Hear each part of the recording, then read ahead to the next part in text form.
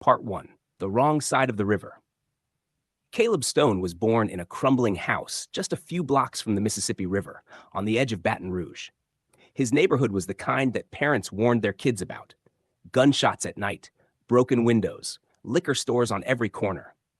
Hope didn't grow there. It wilted like flowers in the Louisiana heat. His mother worked double shifts at a diner and still came home exhausted, sometimes without tips, always smelling like burnt grease. His father was a shadow. He'd left when Caleb was 6. No note, no goodbye.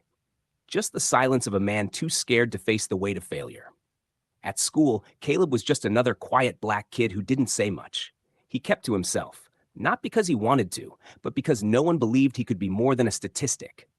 By 9th grade, most of his friends had already picked up weed, dropped out, or gotten someone pregnant. He watched, terrified of becoming a reflection of the world around him. But Caleb had something, an old, beat-up laptop his mom bought from a pawn shop.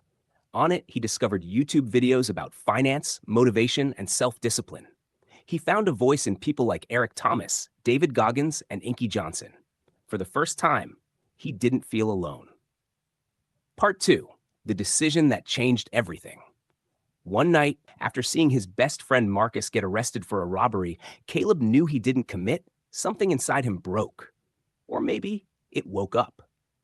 He looked in the cracked bathroom mirror and whispered, "I ain't going out like this." That night, he stayed up reading about scholarships, free online courses, and side hustles. He found stories of people who made it out. And even though none looked exactly like him or spoke the way he did, he told himself, if they did it, why not me? So he made a plan. 1. Graduate high school with a 4.0 GPA. 2. Apply to every scholarship he could find. 3. Start a business, anything, to escape poverty. He stopped hanging out with the old crew. He worked the late-night shift at a gas station, then studied after. He trained his mind like athletes train their bodies. When his friends called him too good for the hood, he smiled and kept going. The pain became fuel. Part 3. Rejections and small wins. He applied to 137 scholarships, rejected by 112. Ignored by 15. Accepted by 10. 10 scholarships changed everything.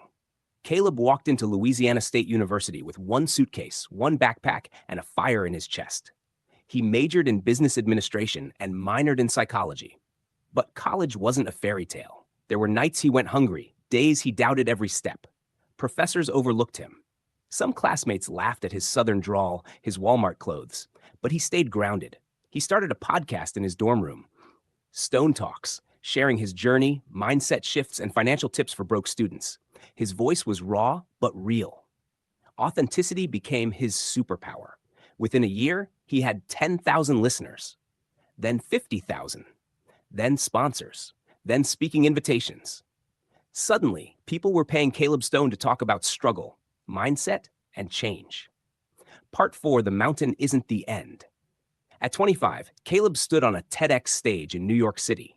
Navy blue suit, polished words, bright lights. The kid from Baton Rouge who once doubted if he'd make it to 18 now stood as a symbol of what was possible. He didn't speak like a Harvard grad. He didn't try to. He spoke like Caleb. The environment you're born in doesn't have to be the one you die in. His message was simple. Pain is a platform, not a prison. After the speech, a white-haired man in a tailored suit came up to him. "You remind me of me, 40 years ago. I want to fund your nonprofit." Caleb blinked. "My what?" "Whatever dream you have, let's build it." That's how Stone Rising, his mentorship and financial literacy nonprofit, began. In 5 years, it helped over 80,000 teens across underserved communities. He set up satellite centers in Baton Rouge, Atlanta, Detroit, and Oakland. Part 5, The Letter. One day after a speech in Los Angeles, his assistant handed him an envelope with no return address. He opened it. "Dear Caleb, I left you and your mom because I thought I was doing you both a favor. I was broken, cowardly. But I watched every video, every talk. You became the man I never was. I'm proud of you. Dad." Caleb sat in his hotel room for a long time, just holding the letter. Tears came, not for the man who wrote it, but for the boy who had once needed it. Part 6, The Legacy Mindset. At 33, Caleb Stone was named to Forbes' 30 Under 30. His face graced magazines, podcasts, and college billboards. But the part he loved most was going back to his neighborhood, to the same streets, same broken buildings, and showing up in a black hoodie, jeans, and Timberlands. No cameras, no suits, just conversations. He'd pull up to a basketball court, sit on the bench, and tell the kids, "You're more than this block. You're not a mistake." And yeah, I get it. No dad, no money, no belief. But you've got breath. That's the beginning. They listened, not because he had money, but because he had scars. Part 7, The Unseen Battle. No one saw the panic attacks, the moments he couldn't sleep. The survivor's guilt that haunted him after 3 of his childhood friends died by the title, Against the Flow, The Journey of Caleb Stone. Subtitle From the Wrong Side of the River to a Legacy Mindset.